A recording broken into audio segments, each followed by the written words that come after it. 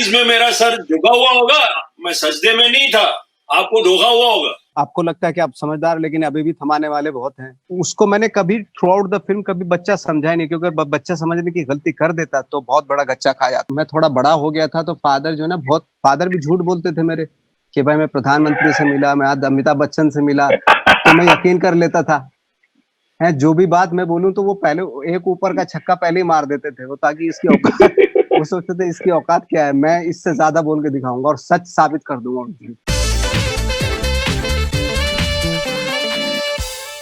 Serious man नाम की एक फिल्म आ चुकी है नेटफ्लिक्स पर। नाम सीरियस है लेकिन काम कैसा है आपको फिल्म देखने पर पता चलेगा। और उस फिल्म के बारे में बात करने के लिए two very serious looking man in what will hopefully be a very serious interview.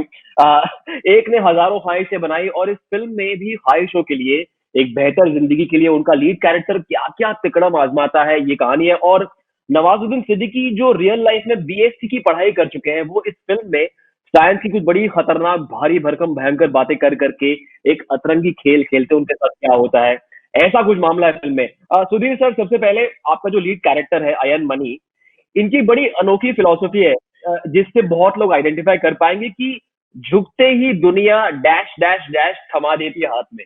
आप दोनों ने बहुत स्ट्रगल किया है, आप बड़ी मेहनत करके अच्छा काम करके ऊपर आए, लेकिन सुधीर सर, क्या ऐसी लाइनें ऑटोबायोग्राफिकल है? आप भी ऐसे अतरंगी लोगों को मिले हैं जो झुकने वालों को डैश डैश डैश थमा देते हैं हाथ में? हाँ, मतलब इसका मतलब नहीं है कि उल्टा कोई बहुत एरोगेंट हो जाना जरूरी है, बट वो डैश डैश डैश सही है कि मतलब अगर लोगों को ये समझ में आए कि आपसे फायदा उठ सकता है या जाती आप पे करें, आप नहीं बोलेंगे तो अपने फायदे के लिए आपके साथ डैश डैश डैश हो जाएगा, या फिर ऐसे ही डैश डैश डैश हो जाएगा क्योंकि भाई उनको मूड खराब है उनका, तो वो जो डैश डैश डैश है ना हो। और कई लोगों के साथ पीढ़ी दर पीढ़ी भी डैश डैश डैश होता है, तो वो जो है जरूरी है थोड़ा सा अपने आप को एक सामने एक स्वाभिमान जिसको कहते हैं ना, कि ना झुकना। मैं झुकना नहीं ना, मतलब मैं शर्म से, मतलब ये थोड़ा शेर सही नहीं है, लेकिन मतलब उसको मैं हमेशा घुमा के बोलता हूँ कि मतलब आपको तमीज में मेरा सर झुका हुआ होगा, मैं सजदे में नहीं था, आपको धोखा हुआ होगा। नवाज भाई, ऐसे लोग मिले? हाँ हाँ, बहुत मिलते हैं। तो कुछ किस्से बताइए, कुछ तो होगा आई एम श्योर। नहीं मतलब किससे तो क्या, एकदम अचानक से आदमी आते, थोड़ा रिकॉल करना पड़ता है लाइफ को। बहुत सारे हुए मेरे साथ खुद हुआ, जब डैश डैश थमाए, बहुत सारे थमा के रखे हुए थे तो बट फाइनली जो है आप उन्हीं समझदार होते चले जाते हैं वक्त के साथ साथ। आपको लगता है कि आप समझदार, लेकिन अभी भी थमाने वाले बहुत हैं। तो ये चलता रहता है सिलसिला लाइफ का, थमाते रहते हैं आप और स्मार्ट बनते हैं, फिर और आपसे ज्यादा स्मार्ट आपको थमा देते हैं डैश डैश। देखिए, जिन्होंने फिल्म नहीं देखी उनको बता दूं कि इनके कैरेक्टर की बड़ी इंटरेस्टिंग फिलॉसफी है कि 2G 3G 4G वाली बड़ी कमाल की बात इन्होंने की है। लेकिन सच तो ये है कि नवाज भाई ने अपनी रियल लाइफ में बड़ी मेहनत करके, अच्छा काम करके एक उस मुकाम तक पहुंच के इनका करियर अब 5G की स्पीड पे चल रहा है। एक के बाद एक धड़ाधड़ फिल्में शोज हो रहे हैं। लेकिन नवाज भाई, इस फिल्म में आपके कैरेक्टर का अंग्रेजी भाषा के साथ ही बड़ा ही इंटरेस्टिंग रिलेशनशिप है। अब तकरीबन 20 साल पहले जब आप मुंबई आए, तो जब एक इंडस्ट्री चेंज हो रही थी, पीआर मैनेजर्स, मीडिया मैनेजर्स, ऐसे ऐसे लोग जुड़ते गए, तो बड़े ही मिलेनियल जनरेशन के लोग थे, बड़ी इंटरेस्टिंग अंग्रेजी बोलते हैं। आपको ऐसे कुछ लफ्ज आपके सामने आए थे जो आपको शायद समझ में नहीं आते, लगता था कि यार ये क्या लफ्ज है? ऐसा कुछ हुआ था? किस तरह के लफ्ज, मतलब जैसे जैसे आपके फिल्म में जो कहते हैं ना कि नॉब हेड, मोरॉन, इम्बिसील, तो ऐसे भारी भरकम अंग्रेजी शब्द आपने सुने थे जब आप मुंबई आए थे? लगता था कि यार ये क्या बोल रहे हैं, ये समझ नहीं आ रहा है। हाँ हाँ, बहुत सारे लफ्ज थे ऐसे। बाद में हम लोग भी यूज टू होते चले गए उन लफ्ज के। हाँ हाँ, बहुत सारे वर्ड्स आते हैं लाइफ में इस तरह के। जैसे ये जो ब्रो वाला जनरेशन है, आपको रास आता ही है? What's up bro, how you doing bro? Yo yo yo yo awesome, ये तो मतलब है ना। तो इस तरह के वर्ड्स बहुत सारे थे, तो फिर बाद में हाँ लगने लगा कि हाँ ये इस तरह से, इस वजह से बोला जाता है। Sudhir sir, have you encountered such people who try to sound fancy, but in reality there's nothing much inside? It's just packaging. Yeah, I think so. And I think one of the positive things about developments in आज के जमाने का कि वो थोड़े जो है उनका बलून थोड़ा सा बर्स्ट हो गया है। आज अगर आप देखो तो एक्टर्स जो है, डायरेक्टर्स, अब आप देखिए डायरेक्टर्स हैं जितने भी हैं, चाहे विशाल भारद्वाज हो, चाहे मधुर भंडारकर हो एक तरफ, चाहे नवदीप सिंह हो, चाहे राजू हिरानी हो, चाहे अनुराग कश्यप हो, चाहे अनुभव सिन्हा हो, चाहे हंसल मेहता हो, चाहे बहुत सारे डायरेक्टर्स हैं, चाहे इम्तियाज अली हो, हर तरह के ये सारे जो है छोटे शहरों से ये यो क्राउड नहीं है। ये वो है जो समझता है जिंदगी को, ये वो है जिसने कुछ महसूस किया, जिसने स्ट्रगल किया है, जिसने दर्द झेला है, जिसने खुशियां झेली हैं, जिसकी नॉर्मल एक हिंदुस्तानी फैमिली रही है, जिसमें नॉर्मल अभिलाषाएं रही हैं, जो पढ़ा लिखा है, 2 भाषाएं अच्छे से जानता है, अंग्रेजी भी समझता है, लेकिन उसकी पहली जबान नहीं है, और उसमें थोड़ा सा अपने को लेके थोड़ा सा फक्र है, वो झुका घबराया हुआ नहीं है। पहले एक जनरेशन था जो अगर अंग्रेजी अच्छी नहीं बोलता था तो मतलब कुछ घबरा। मैंने बड़े सारे शायर, बहुत सारे पोएट्स, बहुत सारे लोग देखे हैं जो जिनमें स्वाभिमान था, जैसे कैफी आजमी थे, तो मैंने नहीं देखा वो आप उससे अंग्रेजी में बात करो पूरा समझते थे, लेकिन अपनी जबान में जवाब देते थे। उनसे ज्यादा सोफिस्टिकेटेड आदमी मैंने आज तक बहुत कम देखे।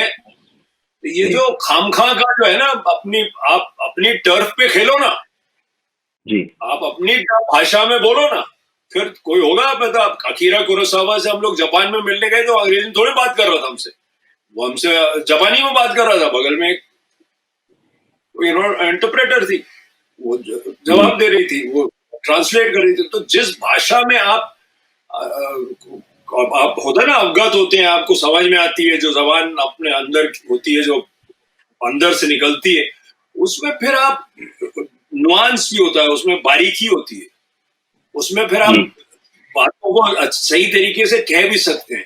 नहीं तो आप जो भाषा में बोलेंगे जिसको समझ में नहीं आएगी, उसमें आप ब्रॉड मोटी बातें करने लगे, good bad, yes yes, no no, good very good, no sorry, ऐसा होने लगेगा ना, क्योंकि वो भाषा आपको लफ्ज नहीं है। तो वो आपको अपनी जबान पे फक्र रखना बड़ा अच्छा है, मुझे तो बड़ा अच्छा लगता है। देखिए, ऐसा बहुत कम होता है, शायद कभी नहीं हुआ नवाज भाई के करियर में कि वो किसी एक सीन में हो किसी और एक्टर के साथ और इनसे ध्यान हटे और उस एक्टर पर जाए, लेकिन वो इस फिल्म में हुआ है। छोटा सा बच्चा अक्षर दास, आप कहाँ से लेकर आए हो नवाज भाई? ये मतलब कैसा होता है बच्चे के साथ एक्टिंग करना, और ये कहाँ से आया ये करिश्मा आपके पास? सिरे मुकेश और आई थिंक 100-150 बच्चों के ऑडिशन हुए थे, उसमें से ये बच्चा फाइनल किया था सर ने। सर के पास 4 ऑप्शन थे। जब मुझे दिखाया उन्होंने कि 4 ऑप्शन में से बता, तो मैं एक्सपेक्ट कर रहा था कि किसी दूसरे बच्चा वाला, क्योंकि उसके साथ मैंने ऑलरेडी काम किया हुआ था। बट सर को ये बच्चा बहुत पसंद आ रहा था, और फिर फाइनल हम इस बच्चे पे हुए, और इसने वाकई, जैसे आप बोल रहे हो, वाकई डरा दिया मुझे। और he was not like a kid in front of me, he was like a को एक्टर, जो एक मेच्योर को एक्टर होते, प्रोफेशनल एक्टर होते, वैसे था वो सामने मेरे।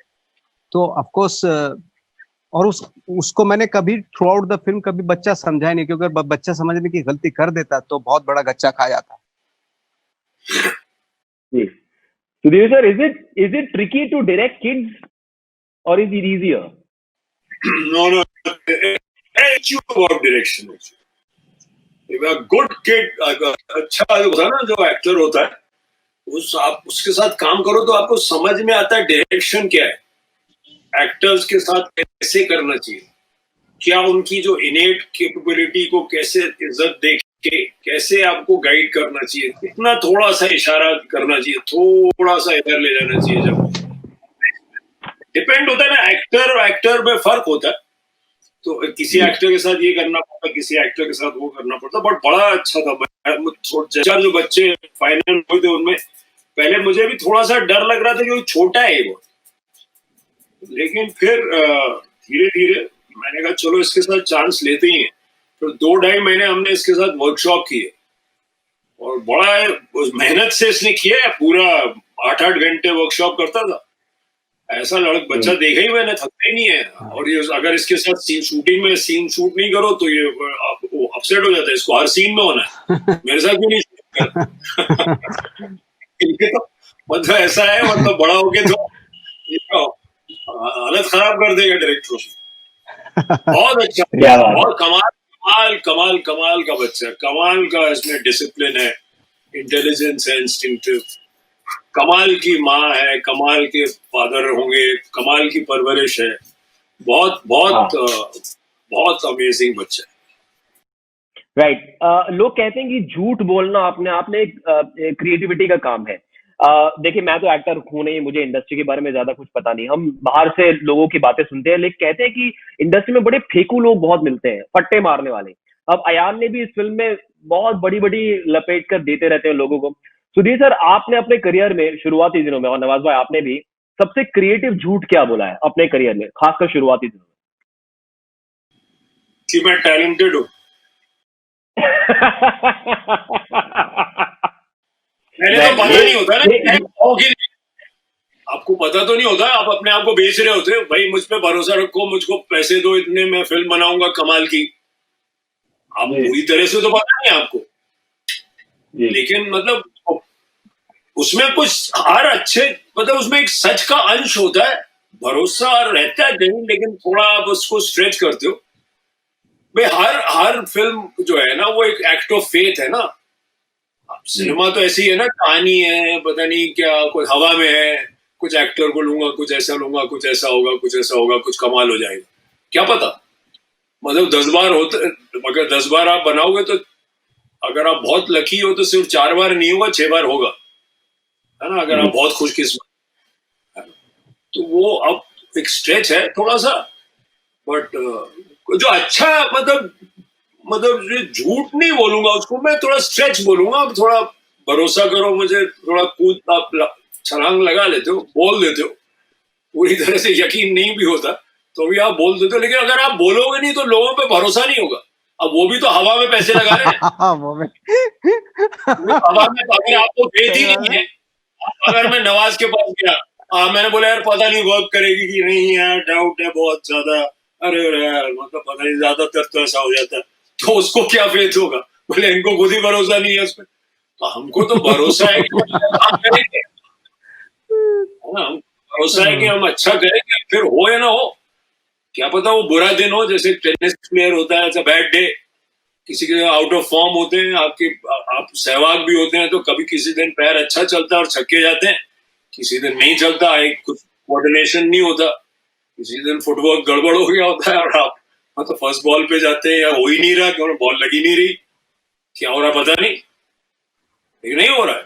जी जी। नवाज भाई, आपने कोई क्रिएटिव झूठ बोले है जिंदगी में जो आपको याद हो कि अरे यार कमाल का झूठ बोला यार, क्या मजा है? मैंने बहुत झूठ बोले हैं, और क्रिएटिव झूठ तो बहुत ही बोले जाते हैं। और खास तौर से जब मैं किसी कैरेक्टर के बारे में बात की, इसके लिए मैंने बहुत हार्ड वर्क किया, बहुत मेहनत की मैंने इसके लिए, और सफेद झूठ होता है एक्चुअली। सर, अच्छा एक्टर ये झूठ बोल सकता है क्योंकि सेट पे आते ही स्विच ऑन कर सकता है, इसलिए आप ये झूठ अफोर्ड कर सकते हैं, बहुत सारे एक्टर्स नहीं कर सकते।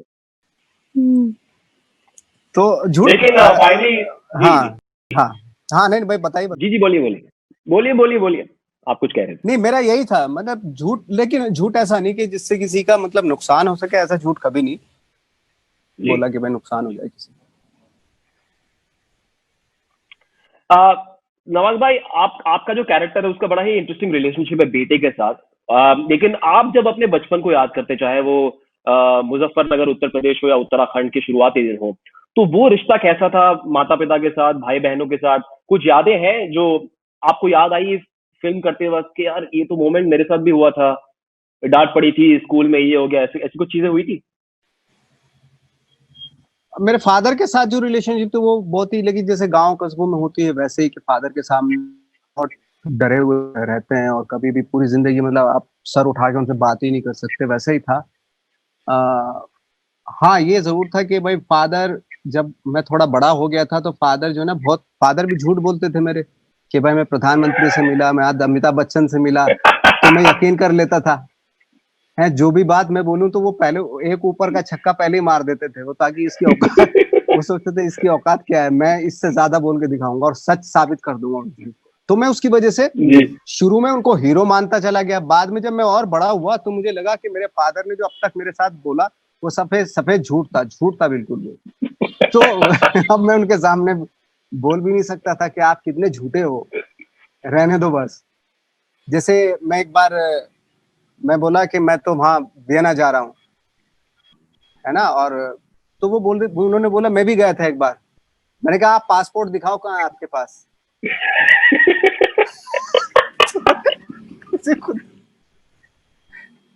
तो इस तरह के ओके झूठ बोलते थे। फाइनली समय बिल्कुल नहीं बचा। फाइनली आप दोनों का favourite scene, very quickly Sudhir sir, favourite scene from film, favourite scene from the film, क्या?